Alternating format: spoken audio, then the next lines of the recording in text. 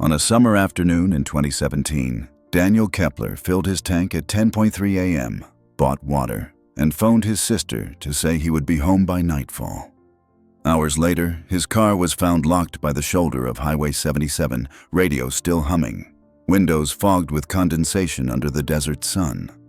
Inside, a motel pen without its cap and a folded oilcloth map circled at mile marker 77. Locals told investigators the road erased travelers, yet records showed a death in 1977 at the same place, linked to a man named Moran. A frail witness spoke of an old feud buried in silence, and in court, the pen and map tied father to son, past to present. The disappearance was solved, but the truth revealed a secret 40 years hidden in desert dust. Before we begin, tell us where you're watching from today.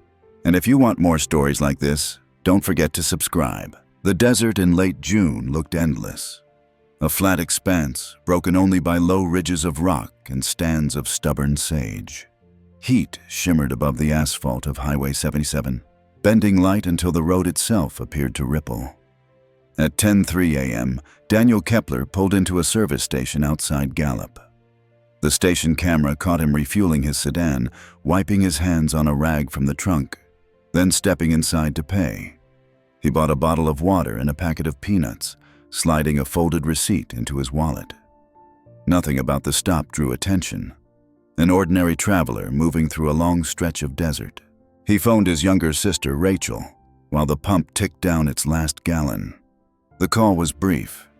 He said he would be back in Albuquerque before nightfall, maybe by 7 p.m. if traffic held. Rachel later remembered his tone was calm, neither hurried nor distracted.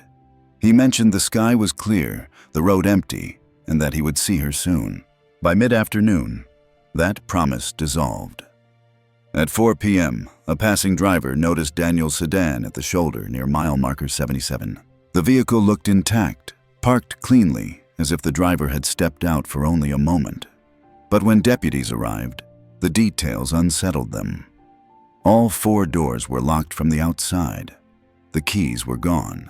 The windows were fogged with condensation despite the brutal sun baking the metal frame. The car radio buzzed faint static, a faint hiss with no station tuned. The interior was preserved like a capsule of absence. A backpack sat zipped in the back seat, heavy with clothes. In the passenger seat, plain and almost unremarkable, lay a single motel pen. Its body was white plastic, the letter's silver spur rubbed almost smooth with age. The pen had no cap. In the glove compartment, folded into stiff quarters, was an oilcloth road map. The paper creased along old lines, corners soft with handling. Its ink faded except for a sharp circle drawn in red. That circle wrapped mile marker 77. Deputies noted no signs of struggle, no broken glass, no damage to the vehicle. The car still held half a tank of fuel. A bottle of water stood in the cup holder, condensation trailing down as though it had been placed there minutes earlier. Tire impressions showed only where the car had pulled over. A set of footprints led several yards from the driver's side and then vanished, swallowed into the hard pan and scrub. The desert could erase more quickly than any file shredder. Rachel drove out when she learned the car had been found. The sun was dropping lower, a searing coin against the horizon. She pressed her palm against the glass of the driver's window, watching condensation blur under her touch. She opened the passenger door when deputies allowed her and saw the pen lying there. She picked it up, turning it over in her hand. She knew the logo had belonged to a motel off the old highway, though she had never stayed there. Without thinking, she slipped the pen into her pocket. As the sky darkened, volunteers joined the search. Flashlights cut across the sand, their beams thin against the wide expanse. Dogs were brought in, noses low, pulling handlers across stretches of rock and brush. They barked once, twice, then stopped, circling as if chasing something already gone. Deputies recorded coordinates, marked patches of earth with yellow flags, but nothing solid emerged. Locals gathered at the boundary of the search zone. They spoke in low voices, some shaking their heads, others crossing themselves as though against bad luck.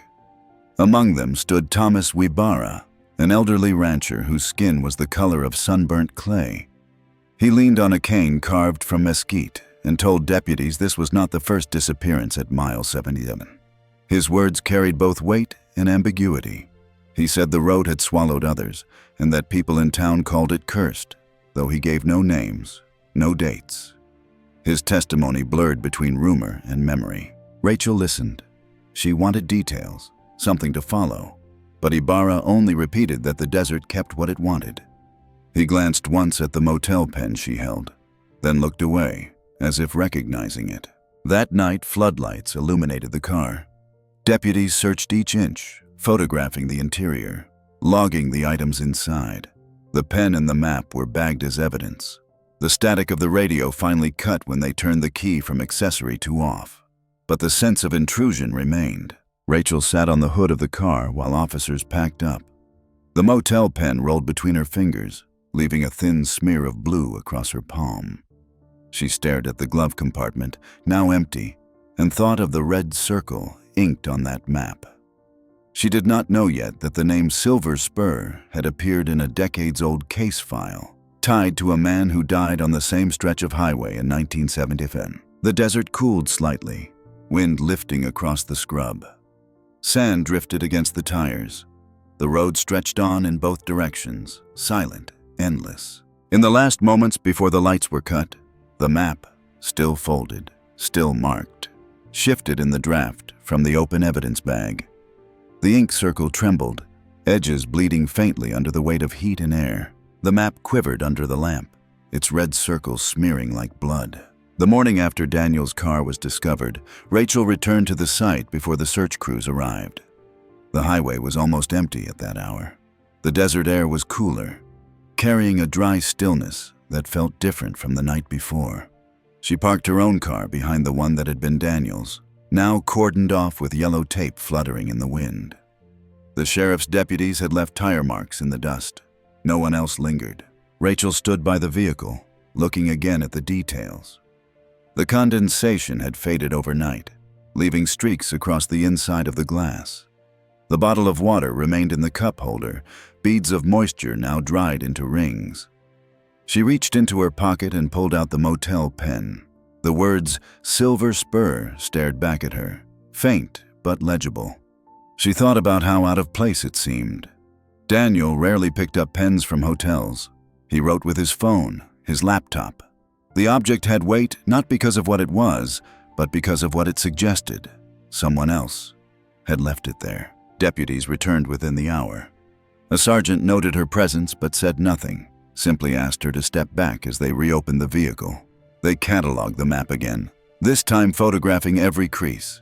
The red circle around mile marker 77 looked deliberate, ink pressed into the paper with a heavy hand. Yet no one could explain who had drawn it, or when. The search expanded into the scrubland.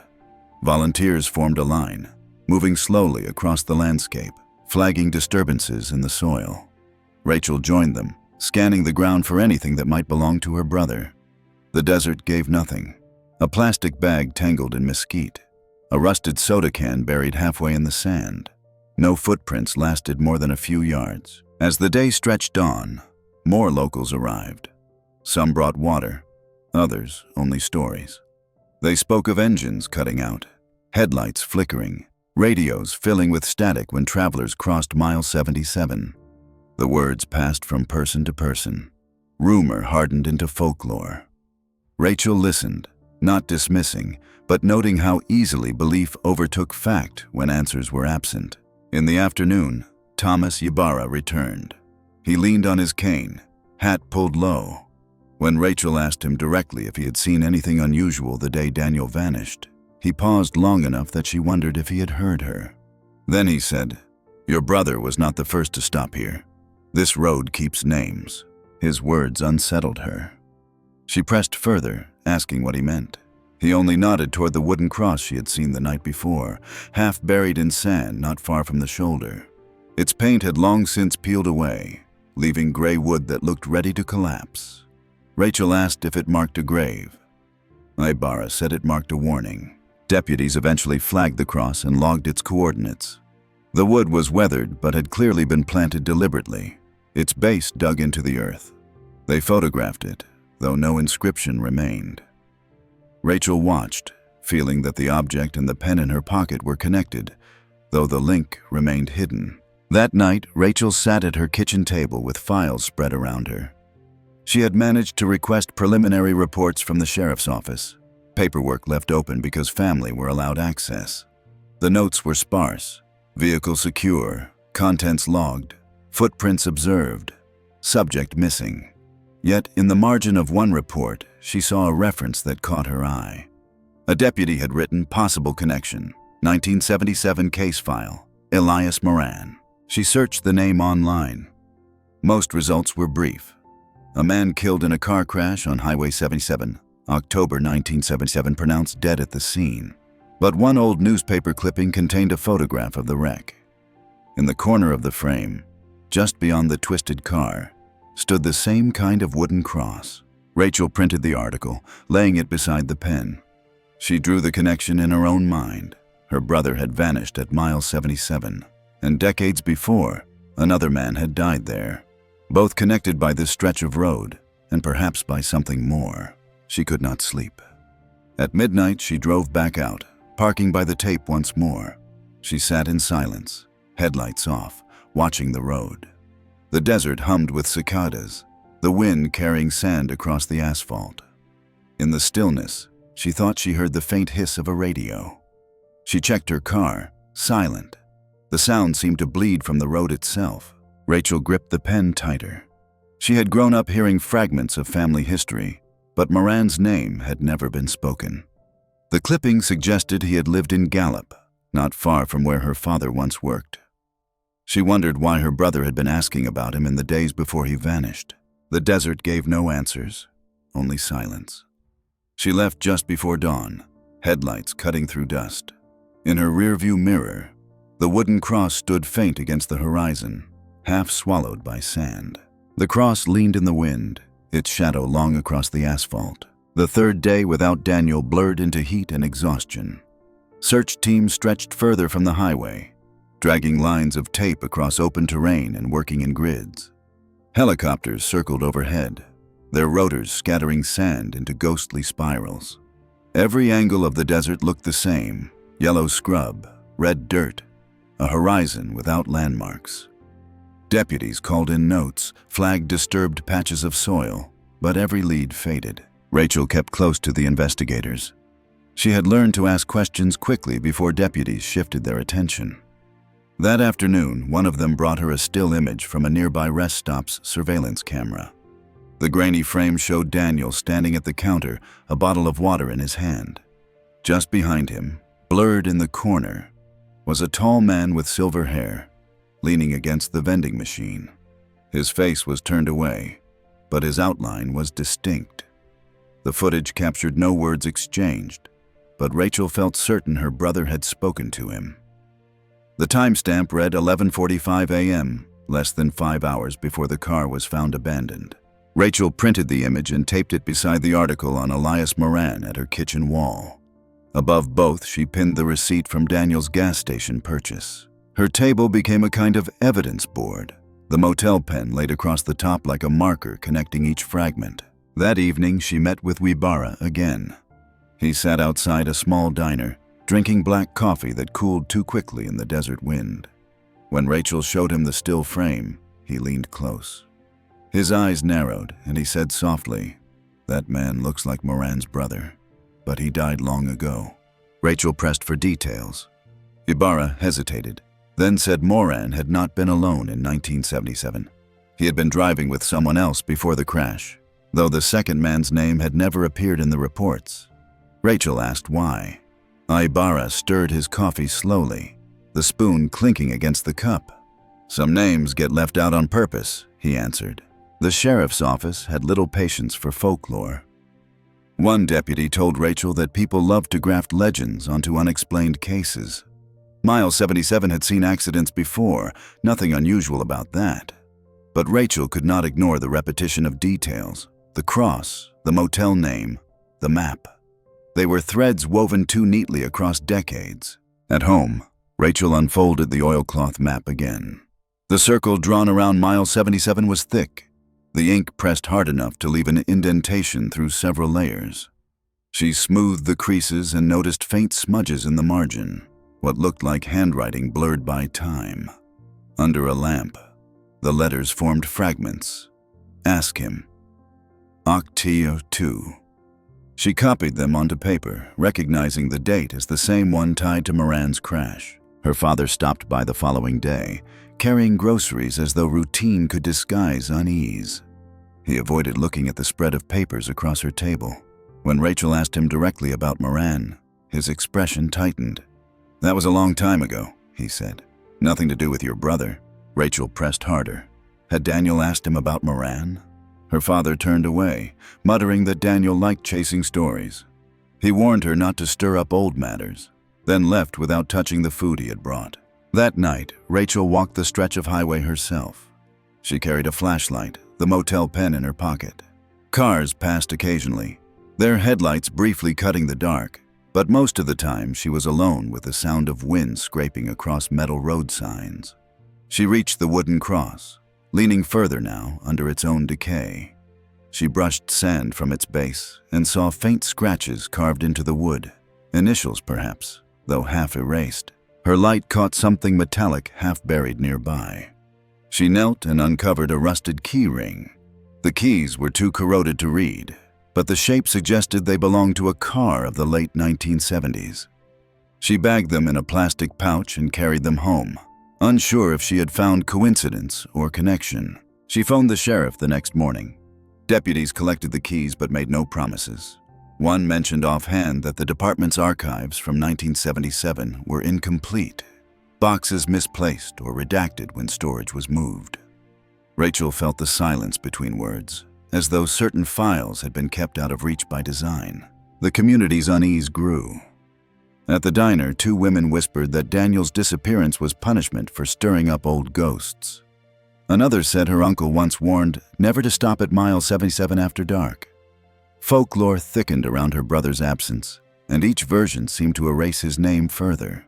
Rachel fought to hold him in focus, insisting to anyone who would listen that Daniel had uncovered something real. One evening, she sat again at her table, the pen rolling in her palm. Ink smeared her skin, staining her cuticles blue. She looked at the articles, the surveillance still, the keys in their pouch, and she felt the case fold into two layers. One was her brother's disappearance, fresh and raw. The other was older, woven into her family's silence, a history no one wanted told. The two layers pressed against each other at mile 77. Outside, the desert cooled. Coyotes yipped across the ridge, their cries carrying thin across the sand. Rachel thought of Daniel's last call, how calm he had sounded, how certain of returning home. She imagined him driving into that stretch of road, map beside him, pen rolling on the seat. She imagined headlights failing, or perhaps a figure waiting where asphalt narrowed. Her father had said nothing useful, but his silence felt heavier than words. She looked again at Moran's name, written in ink decades earlier, and wondered what bound the two men. The oilcloth map lay open on the table. Wind from a cracked window stirred its edges, flipping a corner back. The red circle at mile marker 77 seemed to pulse under the light, a wound pressed into paper. The circle glowed faintly under the lamp, ink bleeding into the map's veins. By the end of the week, Rachel no longer thought of the case as only her brother's disappearance. It felt older, heavier, as though she had stumbled into a story that predated them both. She began filing requests with the county clerk, combing through archived reports, newspaper clippings, and accident summaries from 1977. Many were thin, just one page, typed with errors and missing attachments. Yet certain words appeared again and again. Highway 77, Elias Moran. Silver Spur Motel. One record caught her eye. A death report signed on October 2, 1977. Moran had been pronounced dead at the scene of a car crash near the same mile marker where Daniel's vehicle was found decades later. The report listed cause of death as blunt trauma, yet the attached photograph of the wreck suggested more. The car's front end had crumpled, but the windshield was strangely intact. The driver's door hung open, tire tracks leading off the road. And in the background of the photograph, barely visible, was the outline of a wooden cross standing in the sand. Rachel pinned the document beside her brother's map. She added the photograph, the key she had found near the cross, and the faded newspaper clipping. The motel pen lay in the center, linking all of it together. She told herself the objects were just fragments, coincidences strung across decades, but the way they repeated unsettled her. That evening, she confronted her father again.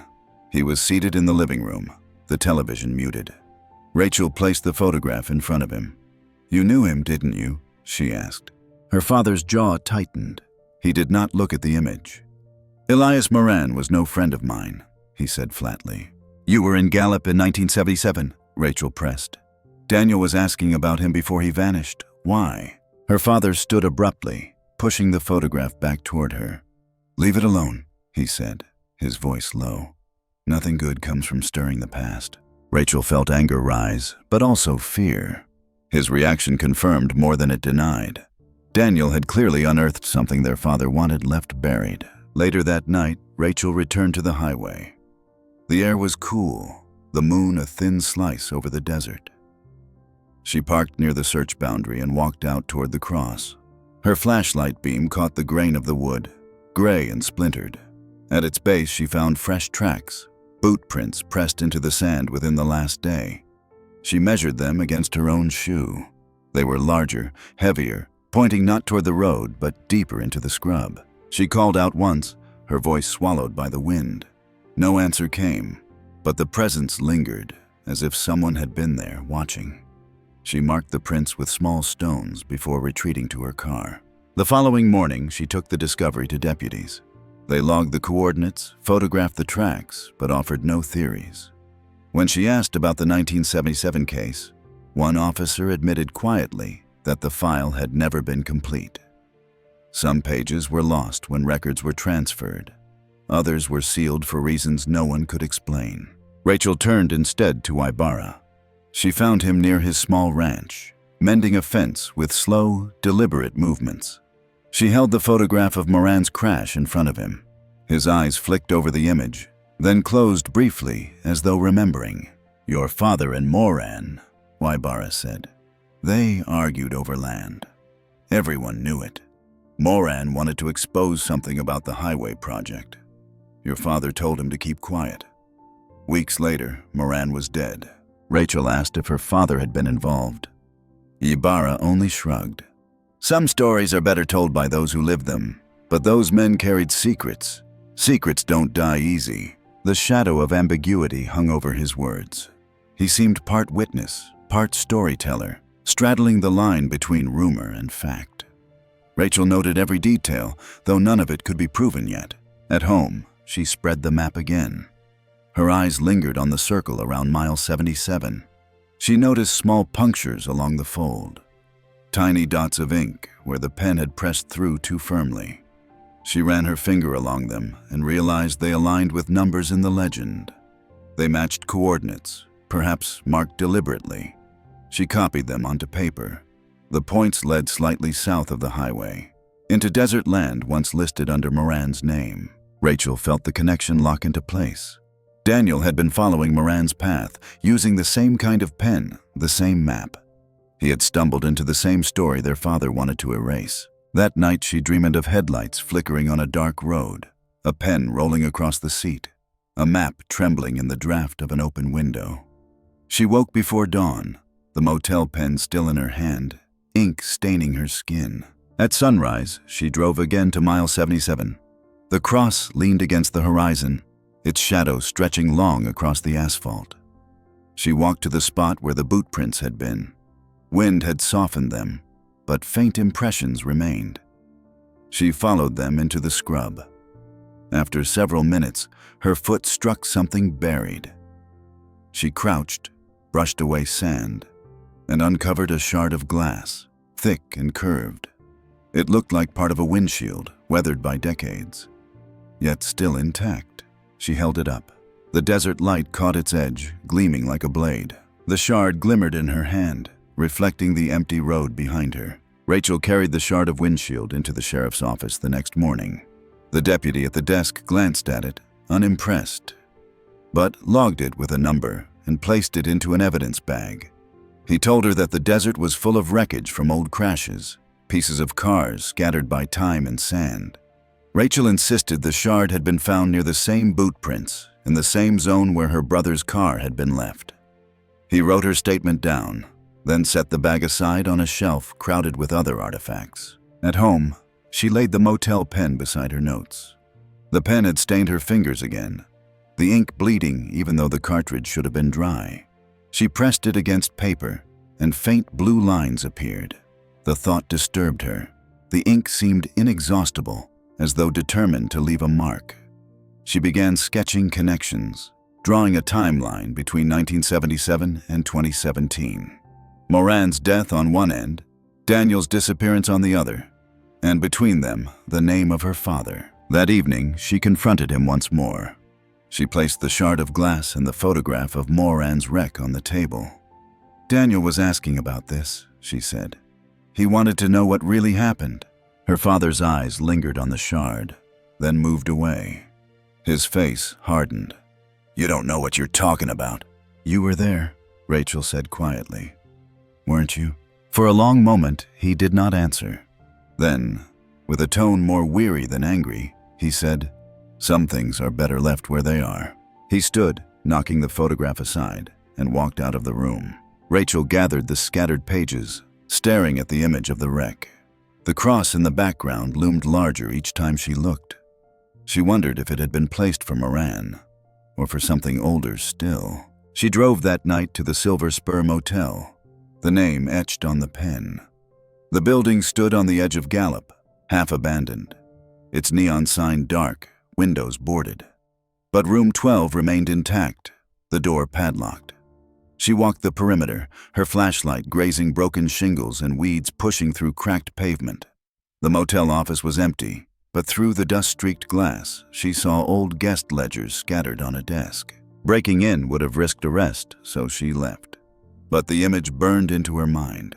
Books that might still carry Moran's signature, pages that tied her father to that place. The next morning, she visited Waibara again. She told him of the motel, the pen, the map. He listened, eyes narrowed against the sun. I saw your father and Moran together, he admitted finally.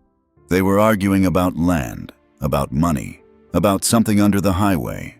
Moran wanted to make it public. A week later, he was gone. Rachel asked why no one had spoken then. Ibarra sighed. This town doesn't dig into its own graves. Too many names tangled in that land. The words lingered. Rachel realized the silence wasn't only her father's. The entire community had allowed the story to vanish. That evening, she spread her notes across the table again. She pressed the motel pen against the map, tracing the circle Daniel had found. She followed the line with her finger, noting how it intersected with the parcel once listed in Moran's name. She felt certain now. Daniel had discovered the same connection, and that knowledge had placed him in danger. Her father visited again late that night. He looked older, shoulders bent, hands restless. He saw the spread of documents and shook his head. You think you're solving something, he said. All you're doing is tearing this family apart. Rachel met his eyes. It was already torn apart. You just hid the pieces. He turned away, his silence sharper than words. When he left, Rachel gathered everything into a box. The pen, the map, the shard of glass, the photograph, the article. She labeled it Daniel/Moran. She knew the deputies might not care, but she wanted the pieces bound together, undeniable. At dawn, she returned once more to mile 77. The cross still leaned against the sky, its base buried in shifting sand. She knelt beside it and pressed the pen into the earth at its foot, ink leaking faintly into the dust. It felt like leaving an offering or a warning. The wind rose, carrying grit across the highway. Rachel stood, watching the desert swallow her mark. She turned back toward her car, but the image of the cross remained etched in her vision. The cross stood alone, its shadow splitting the road in two. The sixth day began with silence. Search teams had scaled back, the sheriff insisting that resources were stretched thin and little new could be found in the desert. For Rachel, the absence of motion felt worse than any grim discovery.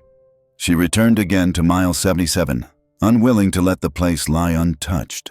The air was brittle and bright. Heat waves shimmered above the blacktop. She stood beside the leaning cross, eyes on the line of scrub where she had once found the shard of glass. Every detail pressed into her mind. The faded wood, the circle of stones around its base, the thin whine of insects. She crouched low, brushing aside sand, hoping for something overlooked. Her persistence found a trace. Buried inches beneath the soil was a sliver of metal, rusted but shaped like the corner of a license plate. She lifted it, brushing sand away, and saw faint digits still visible. 77 NM. Her pulse quickened. Deputies had cataloged dozens of scraps, but this one belonged here. She placed it in a bag and carried it to her car. At home, she pinned it beside the shard of glass. Piece by piece, her board grew into something that looked less like a random puzzle and more like an accusation. The pen lay across the center as before, connecting every fragment with a thin line of blue. She called the sheriff's office, pressing to know whether the boot prints she had found earlier had been analyzed. The deputy paused, then admitted the impressions matched the size and sole pattern of boots registered to her father. Rachel gripped the phone tightly, her throat dry. She asked why this detail had not been shared. The deputy answered carefully. The evidence was preliminary, not enough to press charges. That night, Rachel drove to her father's house. The front light was on, but the interior dim. She entered quietly, hearing the faint hum of a radio left on in the kitchen. On the table lay a half-empty bottle of water and an unfolded newspaper. The date chilled her. It was from October 1977, folded open to the article on Moran's crash. She realized her father had kept it all these years. She searched the rooms cautiously. In the basement, she found a wooden chest pushed against the wall. Inside were old ledgers, property deeds, and a stack of papers tied with string. She lifted the bundle. Among the yellowed sheets was a motel receipt dated September 1977, signed by both Elias Moran and her father. Beneath it, another paper, a crude map of the highway project, with a thick red circle around mile marker 77. The resemblance to Daniel's map struck like a blow. The ink was the same blue, pressed heavy into the paper. Rachel's hands shook as she held the sheets. The circle had been drawn decades ago. Daniel had only repeated it. She heard a sound behind her, the creak of a floorboard. Her father stood at the base of the stairs, his face pale, his voice low. "You shouldn't have opened that box." Rachel's breath caught. She clutched the papers, her mind racing. "Daniel was here," she said. "He found this, didn't he?" Her father closed his eyes, weary. "He wouldn't let it go, just like you." The silence stretched. In that moment, Rachel knew. Moran had threatened to reveal something about the land, about the highway project. Her father had silenced him. Daniel, decades later, had uncovered the same truth and paid the same price. She fled the basement with the bundle of papers, locking herself in her car before he could follow. Her hands trembled on the steering wheel, but she drove straight to the sheriff's office, the evidence heavy beside her. Deputies spread the papers across a table under fluorescent light. They photographed each page, bagged the motel receipt, the hand-drawn map, the deeds. One officer noted aloud that the handwriting on the 1977 map matched the ink fragments from Daniel's map in 2017. The two objects linked, separated by decades, but drawn from the same hand. Rachel sat in silence, staring at the pen in her pocket. She remembered how Daniel had once joked that pens outlast their owners, carrying marks beyond their time. Now she felt the truth in his words. That night, mile 77 was empty once more. The searchlights had been removed, the tape fluttering loose against the wind. Only the cross remained, leaning as always, its shadow etched across the blacktop. The cross swayed under the stars, casting two shadows where one should be. By the seventh day, the case had shifted from a search for a missing traveler to the excavation of an older, darker history. Deputies kept their distance from Rachel, uneasy with the way she had forced her father's name into their files. But the evidence she had carried in, the motel receipt signed in 1977, the map marked with the same red circle, was now logged, and undeniable. Rachel drove again to the Silver Spur Motel. The building was silent in daylight, its paint peeling, the sign rusted. She pushed against the door of the office and this time found it unlocked. Inside, dust covered everything, the air thick with neglect. She searched the desk, rifling through drawers, until she found a ledger bound in cracked leather. Names were scrawled across its pages, rooms and dates assigned. Midway through the book, two signatures appeared together, Elias Moran and Richard Kepler. Her father's hand was unmistakable. She photographed the page and took the ledger straight to the sheriff. The deputy who received it frowned. He admitted they had known her father and Moran were connected, but never had proof they had stayed together at the motel. The ledger was proof. That evening, Rachel met Wybara again, pressing him for more.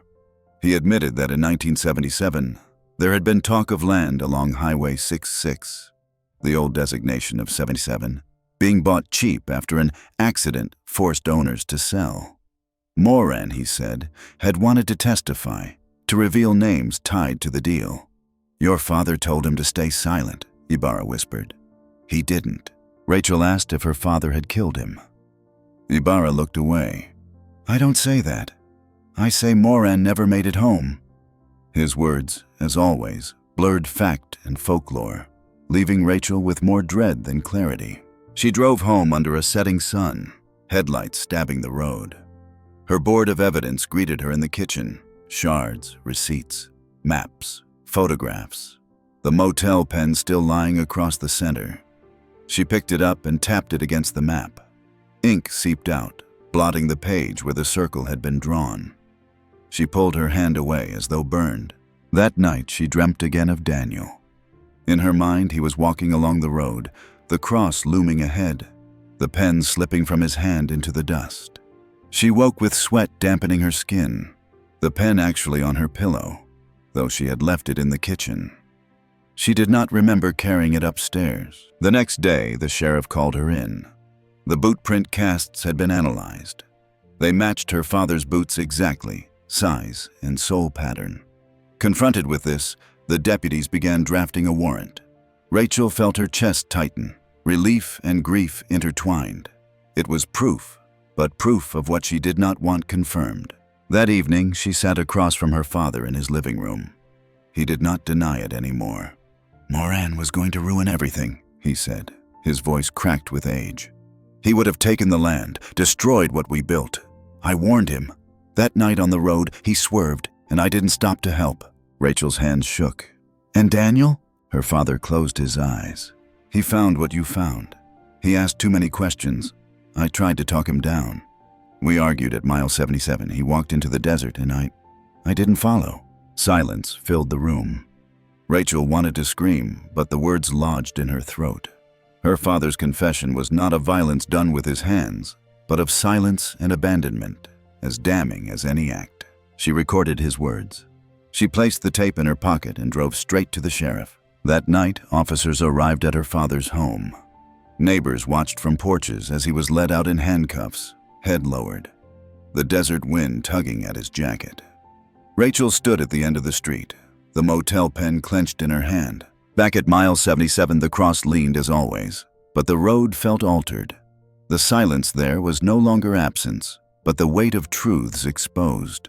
The cross stood rigid, its shadow stretching like a fracture across sand. The arrest of her father did not end the story. For Rachel, it only shifted its weight. Deputies called her back to the station the next morning. They laid out boxes of files, papers that had been sealed for decades. Inside were fragments of the 1977 investigation, faded photographs, half-complete reports, receipts from the Silver Spur. Some pages were redacted in thick black ink, others missing altogether. What survived revealed a pattern. Moran had not simply died in a car crash. He had been gathering documents about land transfers, deeds shuffled between companies connected to the highway project. Rachel sat with the files until her eyes blurred. She recognized her father's name on several contracts, tucked among lists of signatories.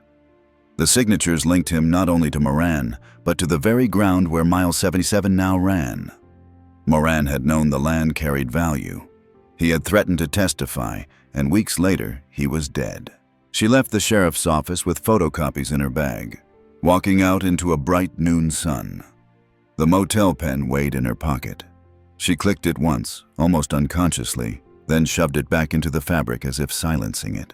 That evening, she returned to the Silver Spur Motel. The owner's son, a man in his 60s, met her at the gate. His eyes darted when she mentioned Moran's name.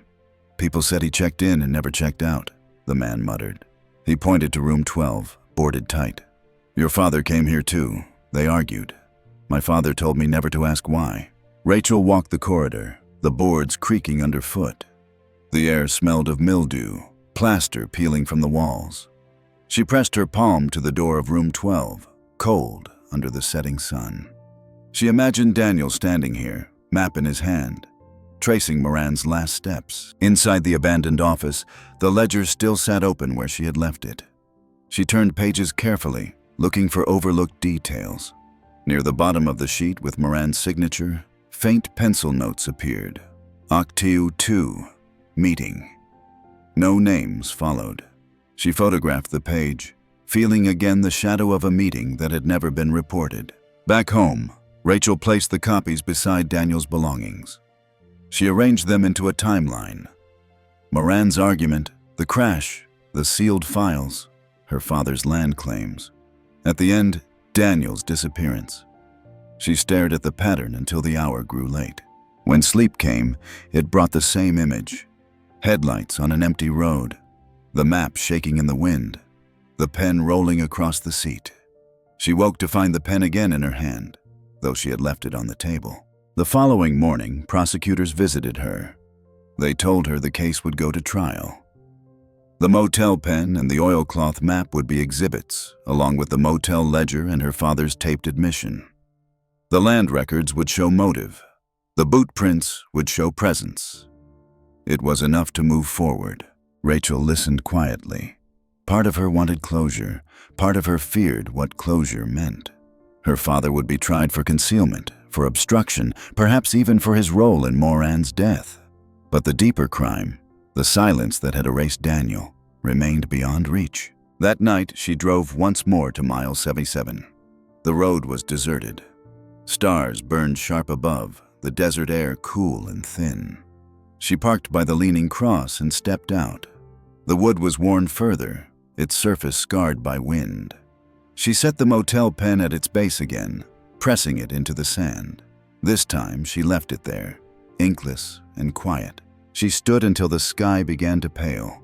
In the dawn light, the cross cast a shadow that split the road, a fracture line between past and present. The shadow cut the asphalt clean, a dark wound across pale stone. The trial preparations began quickly. Rachel was summoned again to testify about how she had found the documents in her father's basement. Prosecutors asked her to recount every step: the motel pen, the map, the shard of glass, the motel ledger. She felt as if her kitchen table evidence board had been lifted whole into the courtroom. Deputies carried in boxes of exhibits. The oilcloth map was flattened under glass, the red circle around mile 77 still bleeding faintly at its edges. The motel pen, sealed in a bag, looked ordinary and harmless. Yet the prosecutor called it an anchor across two crimes. Rachel's stomach twisted. She thought of Daniel turning that same pen in his hands, never knowing how tightly it bound him to a past he had not lived. The defense argued that coincidence was not guilt. Moran's crash, they claimed, was an accident. Daniel's disappearance, tragic but unrelated. But each artifact layered onto the next. The boot prints matching her father's shoes, the motel ledger with both signatures, the redacted files pointing to land disputes. Rachel sat through it all in silence, her eyes drawn again and again to the pen and map. They no longer seemed like objects. They had become witnesses, carrying the weight of words the living had refused to speak. During a recess, Wybera shuffled into the hallway, leaning on his cane. He nodded at Rachel. "I told you the road keeps names," he said softly. "Now the court will keep them too." His presence blurred the line again between folklore and testimony. But Rachel realized his words had become part of the record, an echo from the community that refused silence any longer. The prosecution revealed one last piece: the keys Rachel had found near the cross. Forensic analysis tied the metal to a model of Moran's car. The plate fragments she uncovered fit the same vehicle. Together, they stitched a direct line from the 1977 wreck to the ground where Daniel had vanished 40 years later. When court adjourned that day, Rachel drove again to mile 77. She needed to see the place stripped of lawyers' words. The desert remained unchanged: wind, scrub, the leaning cross. She sat on the hood of her car and watched the horizon fade into night. She thought of Daniel, of Moran, of her father. 3 names bound to a single stretch of road. A coyote crossed the asphalt ahead, its shadow long in the moonlight. Rachel whispered her brother's name, the sound carried away by wind. The desert gave no reply, only silence. She stood before the cross one last time. In her pocket, the prosecutor had placed a copy of the exhibit photo, the motel pen and the map side by side under glass. She unfolded it, held it up to the night sky. The cross and the paper image aligned, circle glowing against the stars. The courthouse in Gallup filled with a quiet tension when the trial formally opened. Locals sat in the gallery, some drawn by curiosity, others by the weight of memory. For the first time, the story of Mile 77 was no longer rumor. It was being read into the record. Rachel sat stiff in the witness stand, the map displayed beside her under protective glass. The prosecutor asked her to describe how she had found it in her brother's glove box, how she had noticed the circle pressed so deeply that it cut through the layers. Then came the pen. She explained how it had been on Daniel's passenger seat, the same model as the one Moran carried in 1977. The ink still alive after decades. Her father avoided her gaze. When the prosecutor asked him to confirm his signature in the motel ledger, he nodded once. His voice cracked when pressed further. He admitted he had argued with Moran about land sales, admitted he had been there that night in 1977 when Moran's car left the road. "He was alive when I found him," her father said, voice hollow. "I walked away. I let the desert finish what I began." The words echoed through the courtroom. Gasps rippled across the gallery. For Rachel, the admission felt like a stone in her chest. Relief at hearing the truth, grief at its cost. She remembered Daniel's calm voice on the phone that morning, how certain he was of coming home. He had stepped into a shadow older than himself, one cast by their father's silence. The prosecutor pressed further. What about 2017? Did he see Daniel that day? Her father's eyes glistened. "He confronted me. He had found the map, the receipt, the truth. We fought. He walked into the desert. I never followed. I left him there." The courtroom fell into stillness. The sheriff's notes, the boot prints, the keys Rachel found, all of it drew together. The folklore of a vanishing road had collapsed into something harsher, a pattern of abandonment, repeated across 2 generations. Rachel's testimony ended in tears, but her words cut clean. "My brother didn't disappear. He was silenced by the same truth that killed Moran." The jury listened. Exhibits were passed: the pen, the map, the photograph of the cross. Each item ordinary, yet each carrying an echo. The prosecutor called them the ghosts of Highway 77, objects that had endured longer than lives. Outside the courthouse that night, Rachel stood alone on the steps. Ibarra approached, slow with his cane. He nodded toward the building. "The desert doesn't forget. Now neither will they." His words blurred folklore and fact once more, but she felt their weight. At home, she packed the photo of Daniel, the clipping of Moran, and the trial summons into a box. The pen and map remained in custody, part of the state's case. For Rachel, it felt right. They were no longer hers to carry. They belonged in evidence, where silence could not erase them again. The next morning, she drove once more to mile 77. The cross leaned as always, weathered and gray. She traced her hand over its splinters, feeling the grain under her skin. The desert was silent, but it no longer felt empty. The cross cast its shadow through the windshield shard, splitting the light. The verdict came swiftly once testimony ended. Jurors filed back into the room after only a few hours of deliberation. Rachel sat rigid in her seat, her hands clasped together as if bracing for impact. When the foreman stood, his words carried a finality that struck harder than expected. Guilty on counts of obstruction of justice, concealment of evidence, and reckless endangerment leading to death. Her father's shoulders sagged as the sentence was read. He did not argue, did not look up. For decades, he had carried the weight in silence. Now it was spoken aloud in a courtroom, catalogued and fixed in record. The gavel fell, and the story of Moran and Daniel no longer belonged only to rumor. It belonged to history, signed and sealed in court transcripts. The motel pen and the oilcloth map were admitted as central exhibits. Prosecutors held them up, plain and unimpressive, before explaining how they had bound together two tragedies 4 decades apart. Jurors nodded, some visibly unsettled that such ordinary objects could carry so much ruin. Rachel left the courthouse in a haze. Outside, reporters crowded, voices firing questions. She walked past them in silence, clutching a photograph of Daniel to her chest. The desert sky stretched wide above, pale and merciless. That evening, she sat again at her kitchen table. For months, it had been an evidence board, cluttered with receipts, clippings, photographs. Now, it was empty except for Daniel's picture in its frame. The pen and map were gone, locked in the custody of the court. Their absence made the table feel bare, yet also lighter. Ibarra visited her one last time. He lowered himself into a chair, his cane across his lap. "The road doesn't swallow people," he said quietly. "It swallows secrets. Your brother just happened to open the wrong door." Rachel asked if Moran's family had ever learned the truth. Ibarra shook his head. "They left Gallup years ago. No one ever told them why he died. Maybe now they'll know." His voice carried both resignation and relief. She thanked him, though his role had always been uncertain, part witness, part custodian of rumor. He rose to leave, pressing his hat against his chest. "The desert keeps echoes," he said. "Even when the case is closed, it will whisper." Rachel returned to mile 77 one final time. The cross leaned at the same angle, weathered further by storms. She knelt beside it, placing Daniel's photograph at its base. Wind tugged at the edges, but she pressed a stone over it, anchoring the image in place. The road was empty, but she imagined the echo of footsteps. Her brother's, Moran's, perhaps even her father's, threading into the scrubland. The silence no longer felt like erasure. It felt like testimony written in air.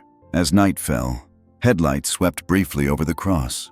A passing truck slowed, then continued, its red taillights swallowed by distance. Rachel stood, her figure alone in the beam of stars.